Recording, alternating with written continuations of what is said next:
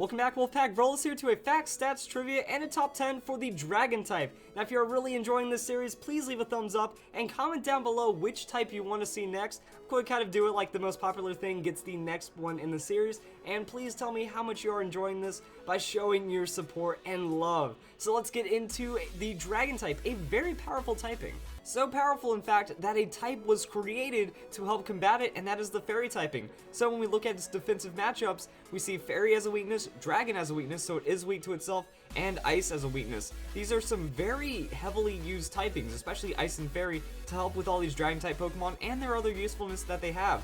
We look at the other things, it doesn't have any immunities defensively, but it does resist fire, water, grass, and electric, so the basic elements, which is actually really interesting when you think about it. Next up, offensively, Dragon typing is only going to hit Dragon super effective. Everything else is going to be a very consistent hit, except for Steel, which is resisted, and Fairy, which is completely immune, therefore showing the advantage of Fairies over Dragon types. Now, when we look at the base stats, here's why Dragon's so powerful. That for the average of fully evolved Dragon type Pokemon, all the base stats, it has first ranking out of every other typing and everything except for defense, and it loses out to Ground, Rock, and Steel. So you really can't do much about that, but it is a very powerful typing with the highest rounded out base stats.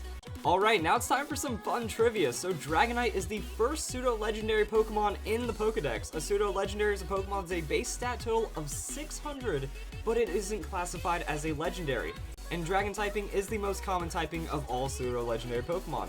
Next up we have Rayquaza, or more specifically Mega Rayquaza, that when you see first place in all of these stat distributions, no Dragon type has the highest single base stat in any kind of category. So no Dragon typing has the highest defense, special attack, speed, or anything, but Mega Rayquaza has the highest of all dragons at 180 for its attack. Next up, we can also look at legendaries. There are 16 Dragon-type legendaries, including alternate forms and Megas. So that's both of Kyurem's forms, Giratina's forms, and Mega Rayquaza. If we take that out of the equation, there are 10 legendaries that are still Dragon types. And that kind of shows why this is going to be so absurd. However, only 5.4% of Pokemon are Dragon types, making it the 15th place for all typings, and this does include forms, so those mega forms, those alternate forms do come into play, so they are actually less on a base standpoint, which makes dragons fairly uncommon. Now back to pseudo-legendaries. So 5 of the 7 pseudo-legendaries are Dragon-type Pokemon, and 2 of them can Mega, which shows why these base stats are going to be so high. We have a ton of legendaries, we have a ton of even Pokemon that are classified close to legendaries, and a lot of very evolved Pokemon. That only one Dragon-type Pokemon doesn't have any evolutions, and that's going to be Druddigon.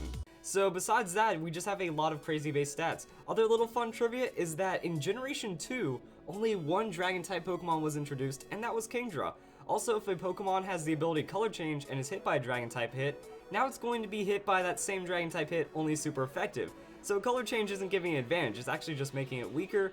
And last off, the only Dragon-type attack in Generation 1 was Dragon Rage. Therefore, there was no way of having a super effective or a technical stab-type Dragon hit in Pokemon in the first generation. So now let's go and look at its offensive breakdowns against all of the Pokemon, or at least most of them. Now when we use a Dragon-type attack, we're going to have approximately 38 no-effect hits, so those are your Fairy-type Pokemon, 44 not very effective, those are your Steel, 653 normal hits, that's your just anything else, and then 43 super effectives with Dragons. Now if we go and look at Pokemon DB, it doesn't classify all Pokemon, that we don't see Mega Audino here, that we don't have some Megas here like Mega Altaria, that would classify for no effects, and we also don't see all the super effects because there are some Mega Pokemon and some forms that aren't counted. This is going to give you a rough approximation of how many neutral hits you're going to find compared to how many not very effective and not no effect hits or super effective hits in general. Now it's time to go to Pokemon Showdown and talk about the top 10 Dragon-type Pokemon. Number 10 is going to be Hydreigon. So Hydreigon is a very powerful Dragon-type Pokemon, has the Levitate ability, so it actually gains immunity with all of this thing, but it is a Dark Dragon typing, which means it has a 4 times weakness to Fairy, and just a nice little bit of weaknesses that makes it pretty fragile. At the same time, it has a very solid base speed stat that a lot of people like to throw a Scarf onto, make it really powerful, and 125 on that special attack. So Stab Dark Pulse, Stab Dragon type hits, and some diversity right there makes it a very strong threat in double battles, and it just makes number 10 on the list from all of that raw power. Number 9 is going to be Haxorus. So Haxorus is a Pokemon that also isn't seen too often, but I really like it for its Mold Breaker ability. It means you can Earthquake Levitate Pokemon like Hydreigon, but most importantly Rotom forms and stuff like that, so you can get a lot of power, and it also is a Dragon Dancer. Dragon Dance is one of the most powerful moves in the game. You gain attack and speed. You gain every physical Pokemon's dream. You get faster than your opponent, you get more damage than your opponent, you just start scoring one-hit KOs. What makes Haxorus so strong is its 147 base attack. Also, it's 97 speed. So you boost that into a great speed tier, and it's like having Scarf and Choice Band at the same time. So you have the freedom to like Focus Sash it, or maybe even put a Lumberry, that way you can stay safe from any kind of status. And if they try to status you, you get free Dragon Dance, and you just destroy everything in your way.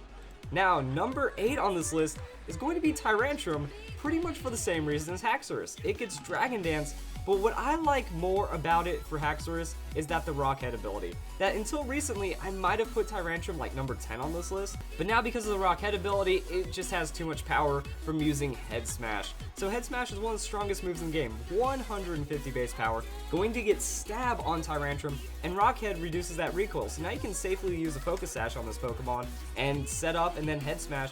The only thing that can stop you is a Pokemon faster, so it has to have 135 base speed or more, already be Scarfed or using priority. If it doesn't have any of that, it loses out to a Head Smash and then most likely just gets out damaged and one-hit KO'd by just the raw amount of power that Tyrantrum brings.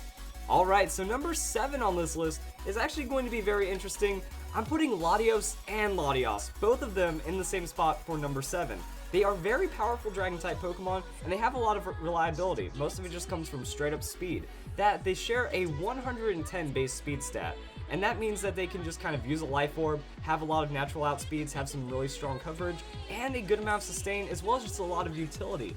Latios, for example, has Healing Wish. Healing Wish is just going to provide that extra little bit of utility after already scoring 1 or 2 KOs, maybe even more, and they also do get good coverage, such as Ice Beam. So I mean, you can pack an Ice Beam, you can pack a Draco Meteor, you get a Stab Psychic, a Hidden Power Fire, and then there's really nothing else. Also, they can run some bulky Calm Mind setups, have Roost access, that way they get some sustain. It's actually really silly what these Pokemon can do. Now, the key difference between these Pokemon is that their stats are kind of rearranged. So Latios has 130 special defense, 90 defense, instead of 130 special attack and 90 attack. So Latios does have a bit of a defensive edge, Latios has a little bit more of an offensive edge. Comes down to preference, but I really don't think that one is better than the other, so they share a spot on the list. Alright, next up we have number 6. Some of you guys might be surprised about seeing this one, number 6. I'm going to say Garchomp. Now, Garchomp is a very commonly used Pokemon, very powerful Pokemon, because it's a very reliable Pokemon. That you can kind of do whatever with Garchomp, you can find it rewarding. That you can use a Lumberry with Swords Dance and find some things. Choice Scarf, it already has a 102 base speed, which means that you Scarf it, you're outspeeding a lot of Scarf Pokemon since they like to have 100 speed or somewhere around that, and you still pack a good amount of damage with the 130. Also, you're a Ground-type Pokemon, so your Earthquake gets Stab, so one of the freest moves in the game, Earthquake, is going to have Stab and a lot of power coming from Garchomp. At the same time, you are fairly punishable. That there are a lot of Pokemon on this list that do have a 4x weakness to Ice, and Garchomp is going to be one of them, so it can get outpaced by just an Ice Shard or something like that. So specific priority or just a lot of Ice matchups, that anything that throws Ice at it, it's going to be a problem, and if Garchomp is running Scarf, it loses out on a little bit of its attack, but at the same time, it can still be very scary and very reliable. It has enough natural bulk to where even if you don't invest into its defenses or its hit points at all, it can still tank a lot of hits that your opponent doesn't want to deal with, and then have some damage to throw back. But I feel that the game has kind of evolved a little past Garchomp, so it just kind of balanced out around the middle point of the list. Okay, now let's go and pull up a fresh team setup right here, and let's go for number 5, Goodra.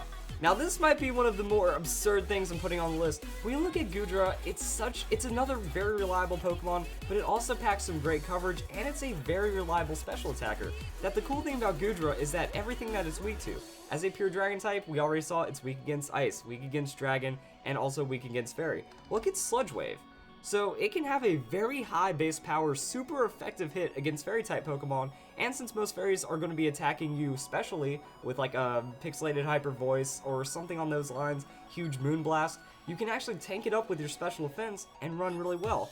Even then, Goodra gets flamethrower, so it gets flamethrower, ice beam, all this great elemental coverage, and even then it gets a stab Draco Meteor, so it has huge damage moves, huge base power, a lot of super effective coverage, and a great amount of bulk. That 150 on that special defense means you can invest in the hit points, invest in the special attack, even slap an assault vest onto it. Now you have a special defensive pivot on your team that dishes out 1 or 2 hit KOs and takes 3 to 4 to go down against special attacks, maybe even more in some situations, because Goodra is just that bulky. And also what you can do is punish physical Pokemon. So you're weak on the defense, but Pokemon that make contact generally going to be physical, so they hit you, you still tank it up because of your really high hit point stat. Now you're faster than them, and you're still throwing out really ridiculous moves. So I think that Goodra does not get enough credit for what it can do, and it's number 5 on the list.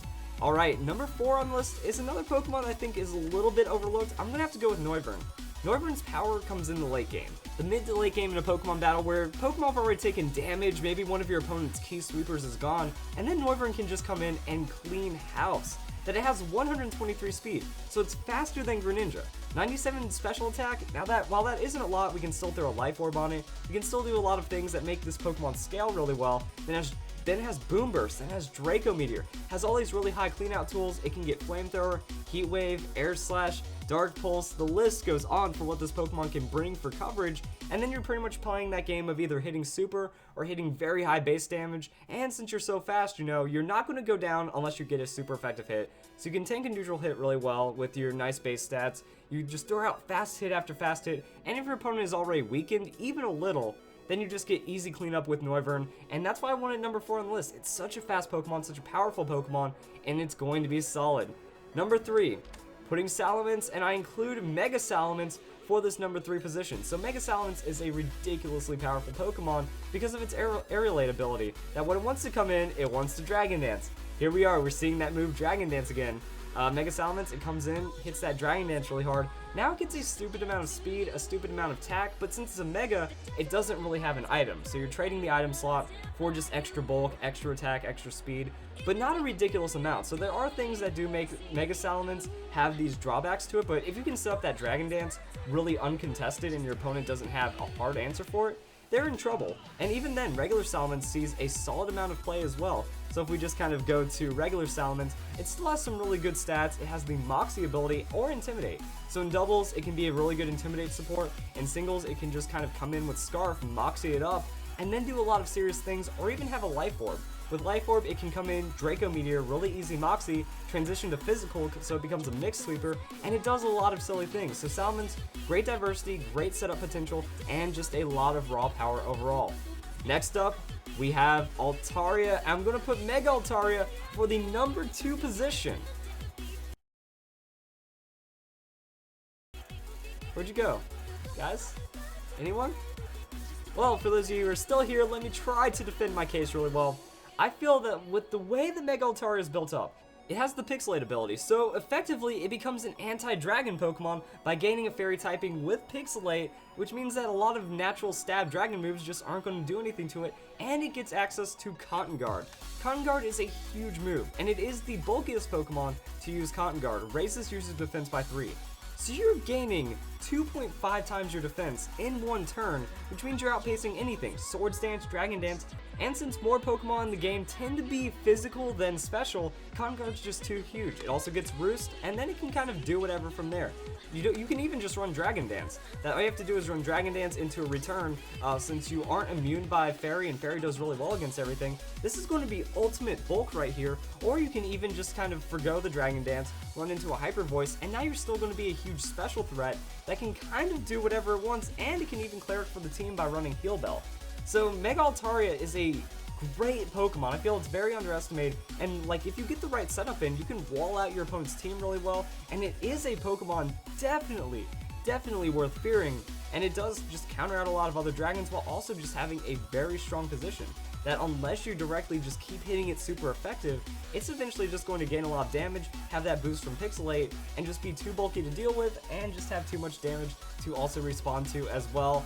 And now let's do it, the number 1 Dragon-type Pokemon. I'm putting it onto Dragonite. And here's why: multi-scale, and the introduction of weakness policy. So Dragonite is a Pokemon that has pretty solid stats. It's a very balanced Pokemon, has some special attacks, so you do see you're off to special attacking sets, but most importantly, it's a Dragon Dancer. Yet again, so many Dragon Dance at the end of this list, but it's a Dragon Dance Pokemon that has a lot of weaknesses because it is that Dragon Flying, so you do see those 4 times weaknesses to Ice. You have Rock weakness, Fairy, Dragon. It's a lot, but with the multi-scale ability, if you're full hit points, damage taken from attacks is halved. So Dragonite comes in, it eats an Ice attack, still survives because of natural bulk, it's a free Dragon Dance, weakness policy adds another +2 to it, and now it's unstoppable. Dragonite's also absurd because it gets extreme speed, so it has faster priority than fast with very high base power. So it just comes in with extreme speed out of +3, and that's been known to even knock out Pokemon raw like that, and then it can get some extra coverage. From Thunder Punch to Earthquake, this Pokemon really rounds out really well, and that's why I have to put it number 1, that this Pokemon gets unstoppable pretty quick. That sometimes, even with a +1 Dragon Dance on the Salamence or something, it does take that setup, and you can resist a hit and maybe find a way to KO it, or at least whittle it down. Dragonite just becomes way too powerful. You're almost guaranteed to get that set up, and since they want to hit you super effective, the weakness policy happens, and it's a clean sweep for Dragonite from there. So it can keep a lot of raw power, it has a lot of durability with that multi-scale, and even then you can see some really weird like Rest Sleep Talk sets that are very annoying to break down, and it just has some crazy diversity, while also just being raw power, great coverage. It just does work. That's why I put Dragonite at number 1. So I hope you guys enjoyed this video. Hope you guys enjoyed this top 10 list. Hope you guys enjoyed Type Talk. And I hope you all have a nice day.